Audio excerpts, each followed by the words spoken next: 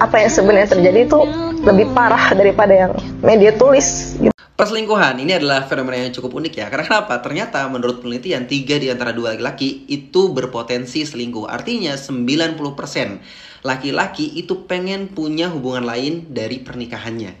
Begitupun juga dengan aku. Iya, karena aku laki-laki normal. Bukan hanya aku, kamu, kita semua cowok-cowok yang kamu kenal punya potensi dan keinginan untuk selingkuh. Makanya kita berdoa ya, semoga kita tuh dilindungi dari perbuatan-perbuatan keji dan mungkar. Amin. Oke, sebelum kita ngomongin tentang selingkuh, kita tuh harus samain dulu definisi selingkuh menurut kita. Karena ada banyak orang yang ngerasa, aku tuh nggak selingkuh, tapi ternyata pasangannya nganggap bahwa dia tuh selingkuh. Coba aja teman-teman buat survei kecil-kecilan di society kita. Tanya teman-teman kita, apakah pegangan tangan yang bukan mahram itu wajar atau nggak wajar?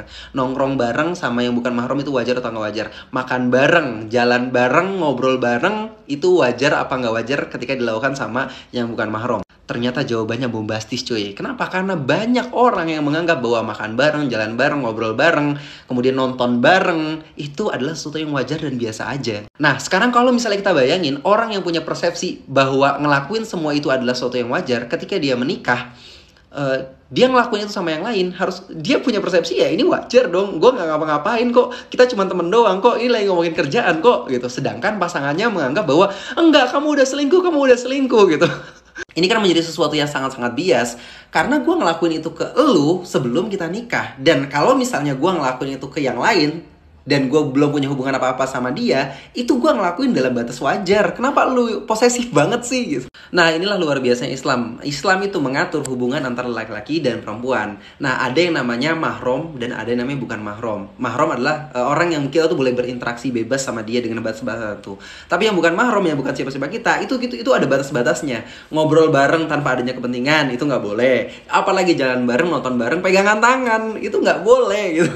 Jadi kalau misalnya ada orang, dia ngajak ngobrol kamu, pegangan tangan kamu, ngajak jalan kamu, nonton bareng kamu, makan bareng kamu, padahal dia statusnya masih bukan mahram, ya wajar ketika dia udah nikah, dia ngelakuin hal itu sama yang bukan mahram yang lain.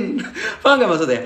Nah, jadi ketika kita memahami Islam dan taat sama peraturan-peraturan Islam, insya Allah itu bakal meminimalisir terjadinya perselingkuhan.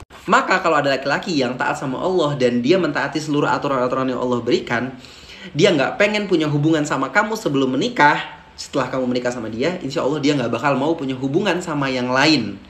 Karena itu sama-sama maksiati Allah. Sekarang pertanyaannya, emang apa alasan laki-laki nggak pengen selingkuh kecuali takut sama Allah? Kalau orang nggak punya agama, nggak mau taat sama agama, pasti ke-trigger buat ngelakuin yang namanya selingkuh.